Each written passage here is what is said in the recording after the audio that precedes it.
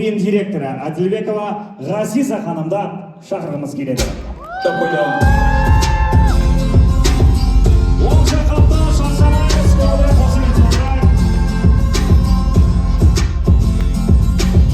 Қайырлы күн, қымбатты серіктестер мен бүгінгі кештің қонақтары. Менің тақырыбым, мен компанияға өнім үшін келдім, бірақ табыс тауып кеттім. Мен осы тақырыпта сіздерге қазір кішігірім әңгіме айтамын. Или беймарал тұрып айтайын ба.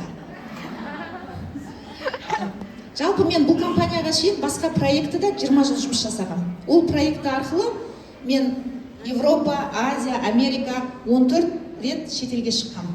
Сол компаниядан табыс тауып, басқа компаниядан өзіме кішігірім бір мини бизнес ашып алып отырған кезімде маған менің спонсорым Тамара ханым келеді ғой. Тамара ханым келген кезде, мен ол проектіда күшті дәрежеге жеткен сетевичкамын, бірақ мынандай ауруларым бар. Осындай нәрсе болған ба? Осылай ауруым бар, бірақ жаңа кішігірім бизнесімді жасап жатырмын. Тамара ханым келеді, сосын осы Аль-Хадая туралы айтады. Сосын мен айтам, ең бірінші, менде давлениеге не өнім бар деп, қара зере ішесің дейді. Менде ұйқысыздық. Ұйқысыздыққа тоже қара зере. Сонымен сол не керек? Тамара ханым біледі ғой енді кімді ұстау керек екен. Негізі мен өзім Шымкентте тұрамын. Тамара ханым бұрын Астанадан келгенде прямой маған келген ғой. Сөйтіп келеді де Тамара ханым мені кіргізді ғой. Маған бірінші бүйтіп айтты. Бұл компания, мен айттым, сетевойға кірмеймін. Мен өзім и так басқа проектіде жүрмін. Маған айтты, сенған бұл бизнес болады. Маған бизнес керек емес, менің кішігірім бизнесім тұр. Мен осы жерде өзім бастық, өзім уборщица жүрмін. Дұрыс па? Содан кейін әйтеуір бірақ есебін тапты, өнімді әбден мақтады, мен сендім, сонымен тіркелдім. Сөйтіп осы тіркеліп алдым. Бұның ең бірінші мен мынандай, мен оншамшаға сене қоймаймын енді. Өздеріңіз білсеңіздер, 20 жыл басқа проектте жүрген адам ешнәрсеге сене қоймайды ғой. Сонымен сол жерде, прям сол жерде алғыздым өнімді, сол жерде Тамара ханым көзінше алып іштім. Менде ұйқысыздық 12 жылдан бері бар. Мен ұйықтаған кезде кімнің кіріп, кімнің шығып жатқанын, кім орнынан түнде тұрып, бір жаққа әжетханаға шықты деген бәрін біліп жататын тұғым. Соны осы қара зерені бастағаннан кейін, менде үшінші күні мен 12 жылдан бері өмірімде бірінші рет түк білмей тұрған кезімде уже күн шығып кеткен ғой. Сондай менде, сондай өнімге, сондай бір рахмет болды да менде. Қуанып келіп Тамара ханымға айттым, маған бұндай нәрсе менде болмаған, түк білмей ұйықтау деген. Сөйтем, сосын Тамара ханым айтады, олай болады болса таныстарын шақырса осы кіргізейік та дейді. Уже мен өнімге сенбесем жұмыс істемеймін. Өнімге сендім, сосын таныстарымды кімді шақырдым?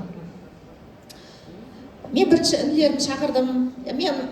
Мына жерде дейін. Маған көмектескен өнімдер, мына өнімдер. Просто мен бұлардың бәріне өзім уверенно айта беремін. Барлығы көмектеседі. Жаңағы мен 4 аурумды көрдіңіздер ғой, сол 4-еуін жазған өнімдер.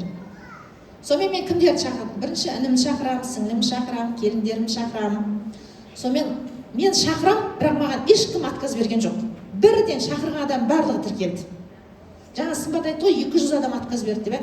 Маған ешкім отказ бермеді. Өйткені мүмкін мен енді білмеймін, солай болды. Мен мүмкін алдамаған шығармын. Сонымен тіркеліп жатыр. Бірінші күні 212 мың теңге алдым мен. Сөйтіп, бірінші тіркелген күні ертеңіне тағалдым. Сонымен алғашқы 2 аптада мен 1 миллион ақша таптым.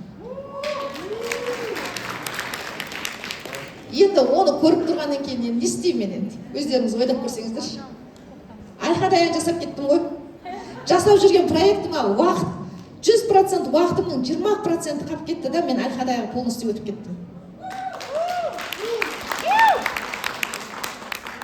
Менде саяхат Рубин путешествиясына, Рубин болу менде 2 ай болды. Мен сол 2 айдың ішінде басқа проектіде жүрмін, өзім кішігірім бизнесім бар. Еще Аль-Хадаяны істеп жатырмын. Сөйтіп жүр, мен 2 айдың ішінде Рубин статусына жеттім. Солай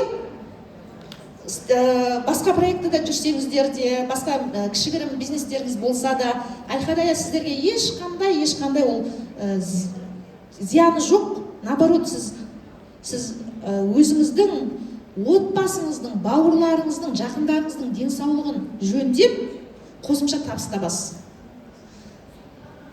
Жаңа Тамара ханым айтып жатыр ғой, Восток 90-да отырамын күні бойы деп. Мен де осы Шымкенттен, мен де Восток 90-да отырамын. Ол жер біздің офис.